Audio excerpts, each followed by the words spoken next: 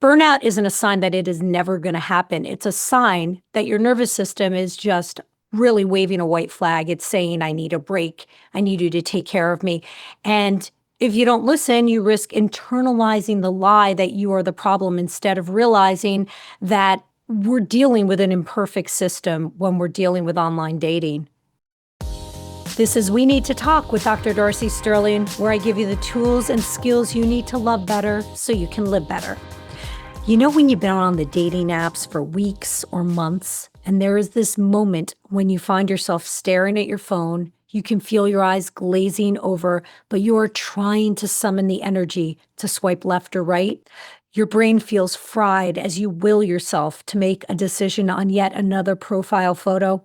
You want connection. You haven't lost hope, not entirely, but the idea of putting yourself out there again feels unbearable. You're not jaded, you're not broken, you're just tired because online dating fatigue is real. Modern dating isn't just emotionally draining, it is overwhelming. The endless swiping, the mental exhaustion of sorting through hundreds of profiles, trying to figure out who is actually serious, constant small talk, the pressure to be on during every first date, it makes it all start to feel like unpaid labor. In this episode, we are naming the burnout, normalizing the frustration, and offering you real tools for what to do when you still want love, but you cannot stand the process. If you've ever wondered, is it even worth it anymore? This one is for you. So I'm excited to talk about this topic because I feel like more than ever, I've been seeing a lot of conversation and press coverage around the fact that people more than ever, especially women, are opting to stay single versus dating and actively dating because it feels like such a chore and a task and almost like a doomsday-esque kind of event. So the concept of dating burnout is really interesting and I think very relevant right now. So how would someone know if they are in the midst of a dating burnout? And what is it? Yeah, dating burnout it's exactly what it sounds like. It's emotional, mental, and sometimes it's even physical exhaustion from trying to date, especially when the effort isn't leading to the connection that you're looking for, obviously. But it's deeper than just being tired. Burnout is when something that once felt possible and filled you with hope now feels like an exercise in futility. Mm. You kind of start to feel hopeless, like the whole thing might be pointless. Maybe you dread opening the apps, but you feel guilty if you don't. You swipe because you feel like you should, but a part of you is actually hoping that you don't get matches because then if you do, now there's pressure to respond, to be charming, to go on a date, and that can feel overwhelming.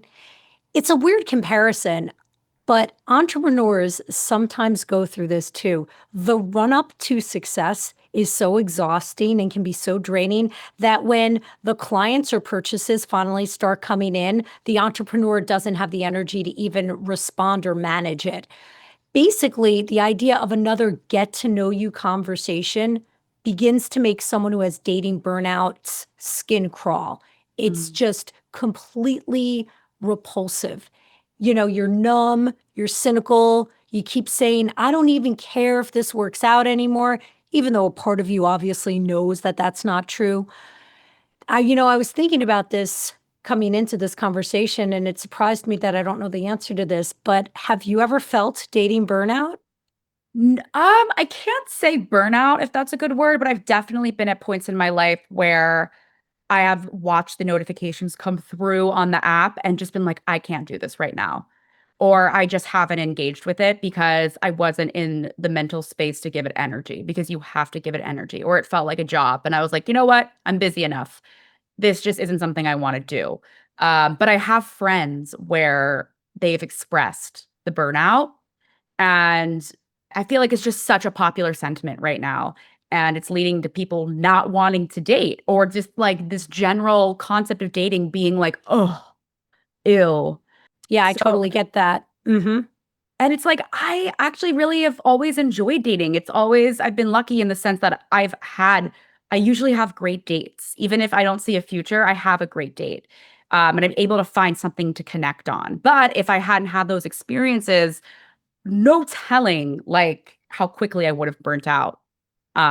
It's completely understandable. I think that's fair. I also have had rare sporadic moments of being single throughout my life. They've been rare and they've been very small windows, but I have loved dating when I've been single. I'm one of these weirdos who loves being, interviewed for a job or interviewed Same, for any opportunity same. to talk about myself. Absolutely. I'm Yeah. like so thrilled to talk about myself. Ask me anything. But similar to you, and it's not like you got this from me. I don't know what it is about us that we have this in common. I always find something worthy. I always find Mhm. something worthy in a conversation. I have worthy Uber conversations all the time.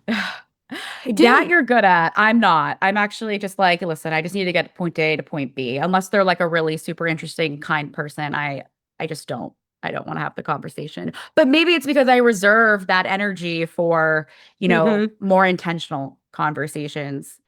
And not everyone is like that, and that's what makes the world go round. Burnout isn't a sign that it is never going to happen. It's a sign that your nervous system is just really waving a white flag. It's saying, I need a break. I need you to take care of me. And if you don't listen, you risk internalizing the lie that you are the problem instead of realizing that we're dealing with an imperfect system when we're dealing with online dating. Is that part of the reason why dating feels like so much more emotionally exhausting, whereas compared to job hunting or apartment searching, which both in their own rights are equally exhausting? To quote Carrie Bradshaw, especially in New York, you're always You're always looking looking, yes, for either a boyfriend, an an apartment apartment, or or a a job. job. Always. Yep. Yeah, Yeah, dating shouldn't feel harder than looking for a job or finding a place to live, it shouldn't. but for most people it does. And I think the reason why is that when you're job hunting, you might get ghosted, same with apartment searching, but you don't usually internalize it. You don't think Mm. this listing didn't get back to me because I am unlovable or because there's something wrong with me. But when it happens in dating, it hits different because love is so personal. It's Mhm. not just something that you want, it's something that you're trying to be chosen for. Romantic rejection, even in subtler forms like ghosting or breadcrumbing, or just plain disinterest, it doesn't feel like someone passed on your resume. It really feels like someone passed on you. Mhm. There's also the issue of unclear feedback. You can apply for a job and at least get a form rejection, but with dating, you could have an amazing first date. You could think you have really good chemistry and never hear back from the person again. So it's so confusing. And the last point that I want to make, dating taps into your attachment system. When you want a romantic connection, your body is primed for bonding and it notices when bonding doesn't happen. So you're not just tired, you are biologically activated and then repeatedly disappointed. And that is a brutal combination. Mm. So, on to a question that I think is common and everyone encounters. Well, I hope not everyone, but it's common. Ghosting. Is it really that big of a deal, or are we just being too sensitive? I mean, ghosting is a big deal. Um, and no, I don't think people are being too sensitive. However, dating is a numbers game. It's like job hunting or apartment finding, or looking for a new place to live. It is a numbers game. You can't expect the first one to work. And when that happens, or the first 10 ones to work, you're just lucky. You're Yeah. just lucky. So at first glance, ghosting seems harmless. No one yelled at you, there wasn't a breakup, nothing dramatic necessarily happened, but that's actually what makes it so disorienting because you're left with no closure or no explanation. It's just silence. And Mhm. silence is a vacuum that the brain will fill. So what happens? You fill in the blank. You personalize it, you overanalyze it. You assume that you said the wrong thing or you wore the wrong outfit or that the process itself doesn't work. Mhm. Ghosting isn't just confusing, it's dysregulating. Your whole nervous system is wired to complete patterns. So when someone disappears, it actually activates the fight or flight response. And you're stuck cycling through incomplete loops. What did I do? Should I follow up? Are they okay? Am I okay? And Yeah. when ghosting happens over and over again, you just start to expect it and you stop trusting people. You start Mhm. bracing for those feelings of abandonment before you even connect. So, no, you're not overreacting. You're having a completely normal response to an abnormal level of ambiguity and emotional consistency. But what I will also say is this can be dialectical. Two things that seemingly contradict each other actually do go together because that's much of life. So, you're not too sensitive to be having your feelings based on the information I just gave. And also, you have to know that it's a numbers game and that there's going to be a certain amount of disappointment in the interaction. Here's what I will tell our listeners. Guys, when you go on a date and you're not feeling it, fucking tell the person. Yes. Just tell Say the it. person. You are not sparing their feelings by smiling, saying, I'd love to see you again, and then never contacting them. You're not doing a public service. You're harming an individual. And here's what I'm going to say. I'm not a witch. I can't cast a spell on you, but I do believe in karma. And if you don't want it done to you, you better not do it to others.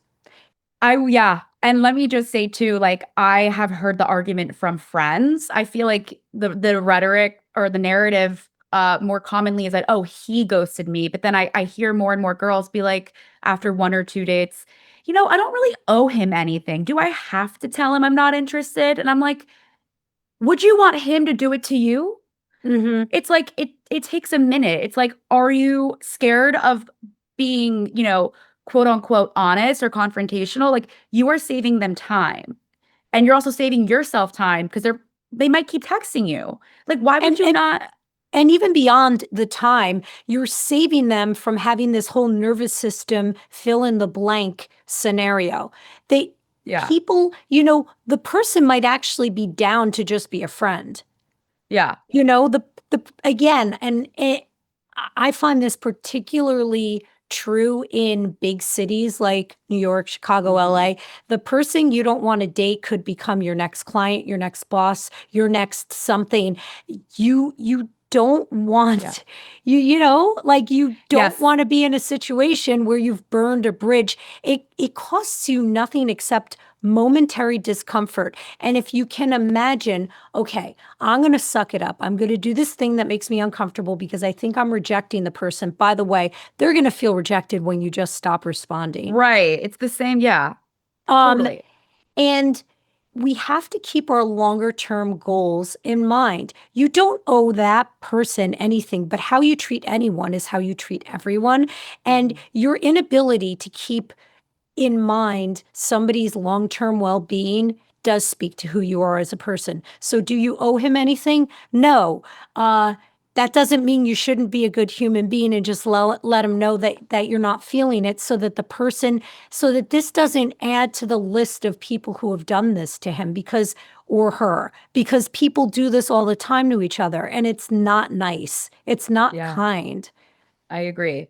And I agree with it on every level. First date, second date, third date. I think it's just, it should be a common courtesy. When people say that to me, it's usually in the context of, I don't want to continue to see the person. Do I Right. have to see them in person to call it off? And I'm like, no, I think 4 dates or less, no.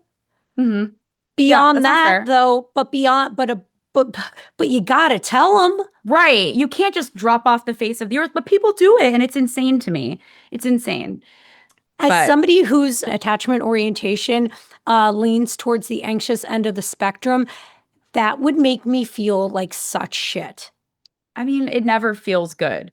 It never feels good. And I think people have just adopted an attitude of like, okay, I'm going to pretend I don't care, but you do care. And it's okay to care. It's cool to care. Just do it the right way. Right. So, how does one know if it's time to take a break from dating? And if you do take one, what's your advice to do that without spiraling into a place of hopelessness? If the idea of another date makes you feel dread instead of curiosity, it is definitely probably time to take a break. Here's how to know. If you're like swiping out of obligation and not excitement, if you feel resentful as you're going into the date, um, if you feel numb or if you're emotionally triggered by things that wouldn't normally bother you, that's a sign. If you Mhm. keep saying things like, "Ugh, I hate people," and you kind of mean it. But here's the part that people get wrong. Taking a break isn't a failure. It's not the same as giving up. In fact, Mhm. in like a well-structured break can be really productive. As I say that out loud, I'm like, that's such a Darcyism, a well-structured break. Like taking a mindful break, being mindful about taking a break Mhm. is actually quite productive because it gives your nervous system space to reset. It's like feeling burnt out at work, and then you take a vacation and Yeah. you come back and you're refreshed, you have more fuel in the tank, and you needed that reset. So Mhm. don't delete the apps in a rage and call that a break. That's a tantrum. Instead, choose a time frame, 2 weeks, a month, whatever feels right, and maybe tell a friend so you have some accountability. I'm going to take a break for 2 weeks. And then use that time to check in with what you actually want, not with what the algorithm keeps feeding you. A Mhm. good break isn't about isolating, it's about reconnecting with yourself, with your joy, reevaluating what makes you feel happy and fulfilled, reconnecting with your community and your own sense of self. That's what makes you dateable in the first place. And if you come back to dating, you want to come back from a place of abundance and not depletion. It's like going on a job interview when you're burnt out. They can smell that a mile away because we can all smell job burnout a mile away. You know, if you go into a date begrudgingly, the person's going to feel that, and you are going to attract what you are. And I'll tell you right now, somebody burnt out is going to repulse me in any aspect of my life, whether it's a first date, an interview, or a potential sponsorship for the client. I have to like my sponsors to want them Mhm. to sponsor me. Um, a guest, somebody who wants to be a guest on the podcast, if you come at it with a sense of obligation, I'm not going to want to sit down and break metaphoric bread with you. I can't do that because I'm gluten free. But that's another episode with my celiac disease. The point is that, you know what I'm saying? Yeah, I actually have a follow-up question here because I don't want people to get confused with like burnout and dread and not wanting to do it with being uncomfortable and pushing themselves out of their comfort zone when it comes to dating. Because I do think that while maybe I've not experienced burnout, there's been times where I felt so anxious and uncomfortable about being in a new dating situation or a first date that I would just blow off the date. Like I would just like table it and then never go back to it, but that wasn't coming from a place of burnout. It was coming from a place of being so nervous and being pushed out of my comfort zone that I just didn't want to tolerate it. What's the difference between that? I really appreciate you bringing that up because there's a huge distinction between those two things. Most clients that I work with who are single and, they want to do a certain amount of healing or relationship skills training before they start online dating or dating again. Most of my clients, when it's time to start dating, feel trepidation, a mixture of excitement and anxiety or trepidation going into it. When we're talking about burnout, we're talking about having done it for a period of time. I'm going to say at least a month. But, like, Mhm. I think a few episodes ago, you mentioned that you had a friend who was going to do like a first date every day Yeah. for a month or something crazy Some like that. yeah. So if you're doing like dozens of first dates or a dozen first dates and they don't work out, burnout comes on the heels of having done something either intensely or for an extended period of time without results. Okay. So you Yeah. never hear of people feeling burnt out at work if they're killing it. You rarely, because like they're getting accolades or they're getting Mhm. bonuses or they're making more money and that's refueling them. Yeah. But it's a combination of intensity of dating, like you've been dating with a lot of intensity, hitting a lot of first dates in a short amount of time, or you've been at it for like a month or more. And Mhm. it's not about feeling, a little anxiety. It's not just feeling the little anxiety going into the date, which is a very normal experience. And we do have to push through it. I mean, I feel a little nervous before every interview, even the ones with you. So I think it's good for the soul, like to be a little bit on your game. Like, I'm never sure how these conversations are going to go. I mean, at Yeah. least you, I know, love me. When I have a guest, I'm usually meeting them for the very first time. I'm often meeting them for the very first time in the conversation. I don't know if we're going to have chemistry. I don't know how it's going to Yeah. go. So there's a certain amount of nervousness that makes it, we both approach it almost as if it's a first date. We have this mutual agenda, which is to have this important conversation for our listeners. We're putting our best foot forward. We're both trying. We want a good outcome. It's a little like a first date. So Yeah. that is normal. But what makes burnout distinct is that you've been doing it for a period of time and you're exhausted from that process itself. Mhm. And it's That makes not sense. borne fruit. It's not Right. giving you the results that you're hoping for. Right. Also, I would have to think if you're burnt out, um, you can't really feel fear, I would say, because I would feel maybe almost fearful back when I was like scared to date as much. And I wouldn't call that burnout. Like if you're truly burnt out, you can't feel fearful. Like I know when I'm burnt out at work, I'm just like, oh man, I'm fried. It's almost like like you said, numb. It can be numb. I think it's different for different people. I'm trying to reflect on how I have felt at different points of burnout. I think it depends on the situation that you're about to get into. I Mm, do think that it's possible to feel anxiety in addition to like the like, oh, I know how this is going to go. I right. think for some people it's possible to feel both, but again, it's it's not just, oh, I have to do this and I'm a little afraid of rejection. It's different than that. We Hmm. all feel a little bit of trepidation going into new environments and new experiences. I am basically in a cringe 90% of my life. I don't know about you, but I am quite uncomfortable most times. And people are surprised to hear that. And I'm like, Uncomfortable in what sense? And like just in being alive or pushing, just pushing the, that's for going talking to really, people? we're really going deep and dark now. No, uncomfortable in terms of like, I'm pushing past something that's uncomfortable. I'm either tired, I'm hungry, Yeah. I disagree with the conversation and where it's going. I'm pressed for time. I know something else is coming on the heels of this and I have to wrap this up properly. There's some level of discomfort that I'm managing almost at all times. I'm Hmm. almost never neutral on the discomfort scale. Maybe I'm a candidate for SSRIs. I don't know. That's very possible. But I do feel like managing pain management. Who was it? I was just texting a friend and I was expressing to him that I felt bad that his family had had a disappointment recently. And he's like, life is pain management. And I would normally take that and be like, no, it's not. But honestly, it is. Life to Yeah. a certain extent is managing pain and pushing through and finding the joy in it anyway. Yeah, I mean, you're right, especially the older you get, truly.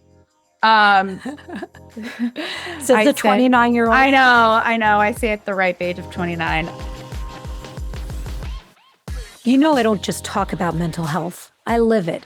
And in my 20s, I built a boutique private practice that reflects the kind of therapy I always needed. It's called Alternatives Counseling, and we are now accepting new clients. If you've ever listened to this podcast and thought, I wish I had someone to walk me through this in real life, that is exactly what we do. We work with individuals and couples, especially high achievers, who are killing it in their careers and want that same success in their personal lives.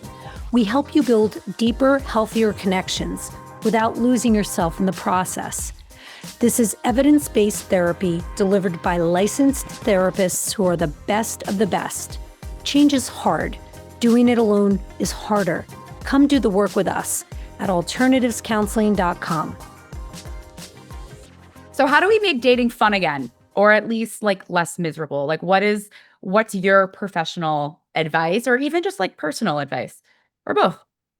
So this one, you know, when you were online, when you were dating, I we know it was a found fun time for everyone we involved. found ways to make it fun. Like we turned it Yeah. into a drinking game. Yeah. We airplayed it on the huge TV at Yeah. whatever, you know, house we were renting on vacation. Or, you know, maybe we were in the city and we were like looking at it over Sunday family dinner. Hmm. And we turned it into fun. Now, not everybody has the ability to do that and turn their online dating into a fun, it was so funny because like here you were sitting like you were bookended with two therapists Not only and two you're in the therapists, but middle. two lesbians telling me Well, which men I but should go on a date with. what difference does that make? I mean, we know what a good looking person looks like. We're not like it's not lost to either of us. No, it was just funny the different like inputs that you guys would have. Like when I swiped past a hockey player, Steph was like, "Oh my God,"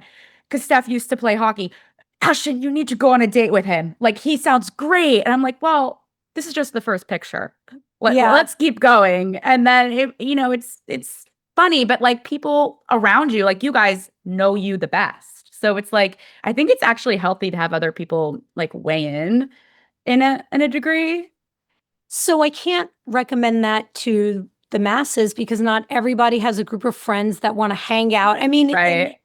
and for Or a two lot therapists as aunts. and for a lot of people, like the last thing they want to do is expose that to people. It feels very personal. It feels uncomfortable. As I've told you in the past, when my clients are online dating, I will often have them share their screen with me and Oh, we will do it together, especially if they so claim to good. not be getting results.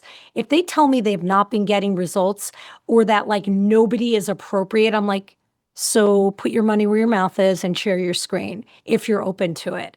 Because I bet I can find potential in some of the people that you're swiping left on.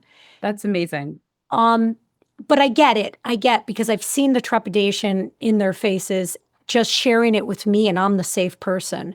So I don't want to recommend that for listeners. What I will recommend is changing the way you view online dating. I don't know that the fun is going to come from the app.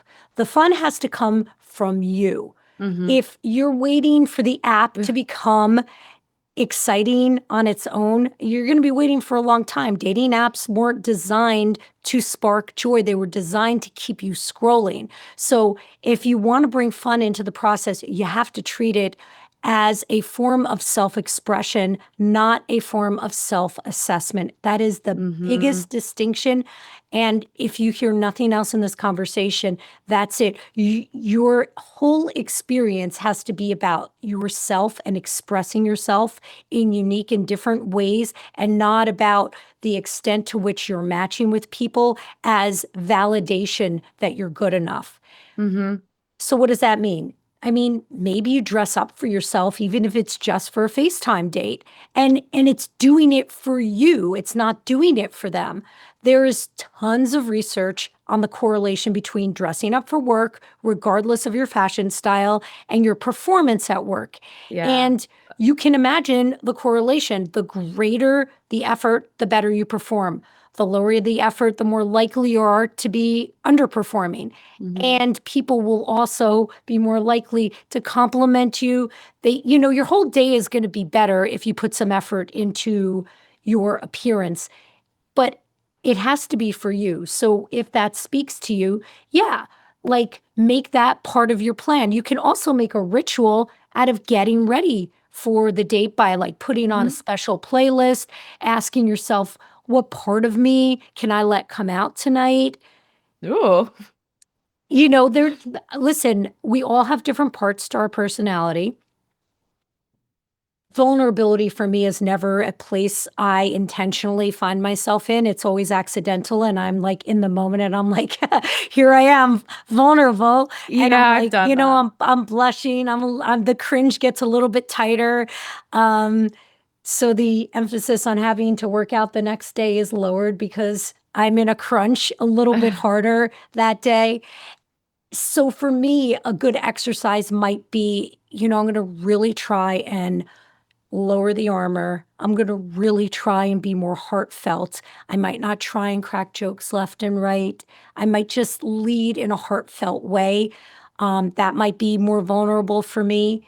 Mhm. Choosing venues that make you feel neutral and relaxed, like, maybe going out to a bar or going to see live music is not your jam. So maybe a place with cozy lighting or a walk with your dog or their dog or arranging a date.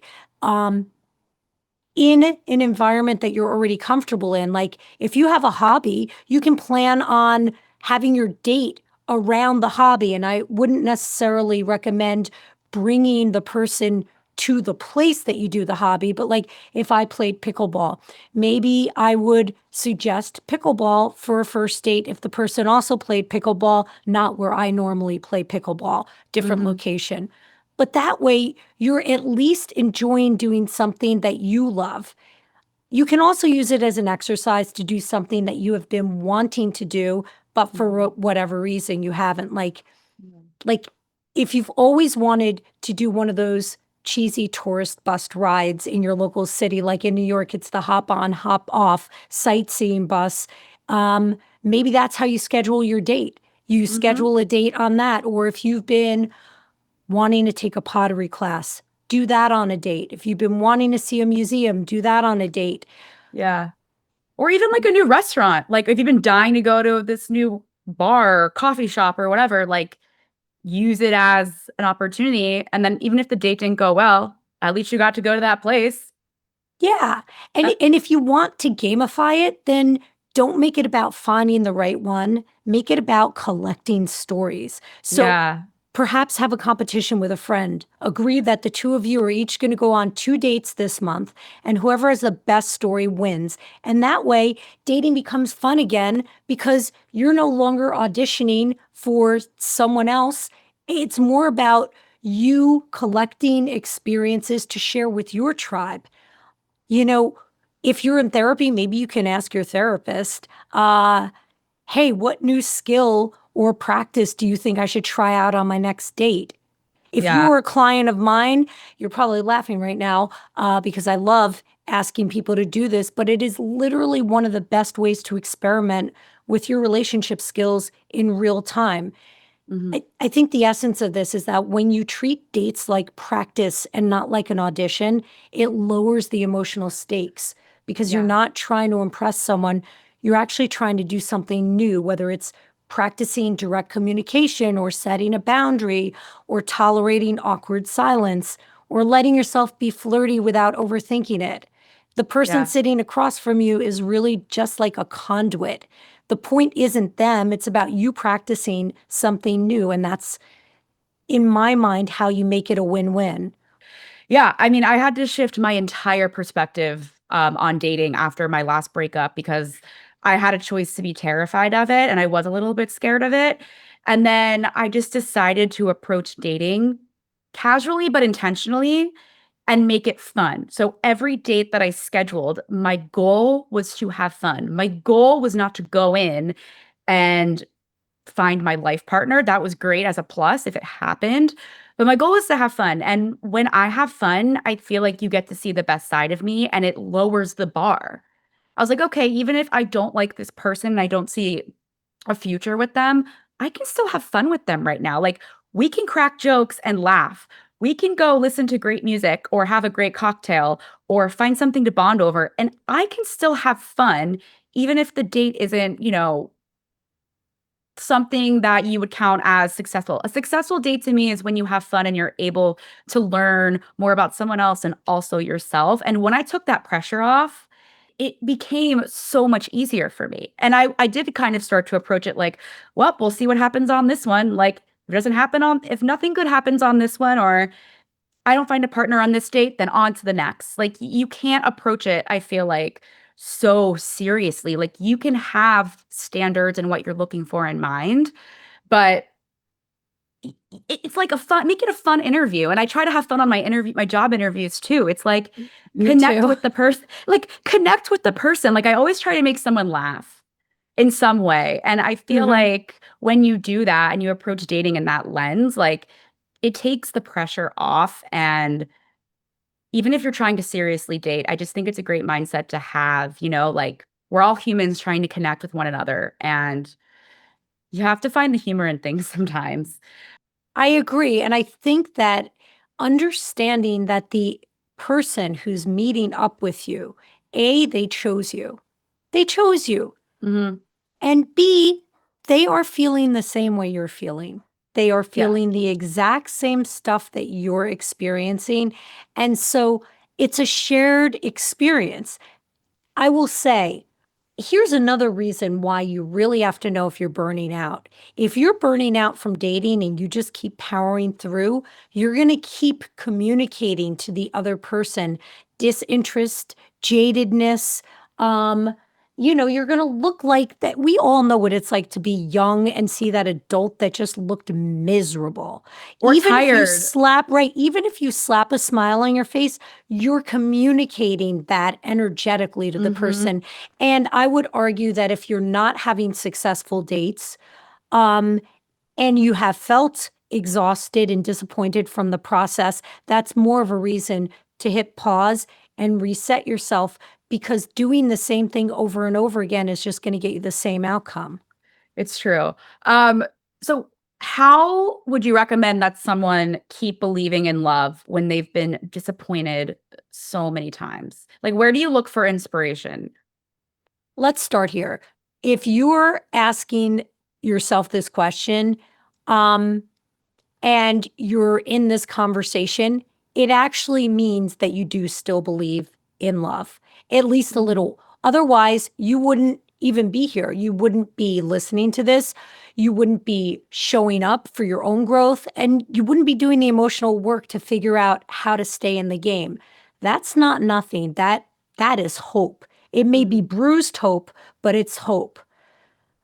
When you've been at something and you've been disappointed again and again, it's so easy to confuse pain with proof that you're not good enough. You can start thinking, maybe I'm just not meant for this. And that's not necessarily true. That is your exhaustion talking. That's Mhm. grief talking. And that's what happens when your nervous system has been in a loop of hope and letdown over and over again. So, first, you got to give yourself permission and name grief. Let yourself feel the ache of what hasn't worked out. And that's how to make space for something new and real to feel possible. Then, like you, Ashton, said, you have to shift the goal. It cannot be about meeting your life partner. There is so much luck that goes into that. That's why I say it's a numbers game. You're not wrong if you're like, you're not necessarily wrong. That is, if on these dates you're not choosing to go on a second date with the person, because if you are looking for a long-term relationship, you have to be selective. So you have to change the goal because some of it is luck. Getting that person in front of you, the right person at the right time in front of you, some of that is luck. So change the Mhm. goal. Go back to what you said, Ashton, which is make the goal fun or connection. My goal is going to be to connect to this person. So instead of trying to believe in love as an outcome, believe in love as a practice, something that you show up for in how you speak to them, in how you speak to yourself, in how you connect to everyone in your life. Mhm. That needs to be how you evaluate, the extent to which love exists. Use the people that are already in your life as the litmus test to whether or not you should still have hope in love. Not some stranger that you randomly matched with. That's way too much emphasis on that one area of your life. Yeah, I was gonna say sometimes I feel like love and relationships happen when you're least expecting it, and at least for me, it's like when you're so hyper fixated on it, it's almost like you're priming yourself for some kind of disappointment because you're like searching and you're so honed in. It's yeah, every time I've tried not to think about it too much, I've landed into a relationship. Yeah.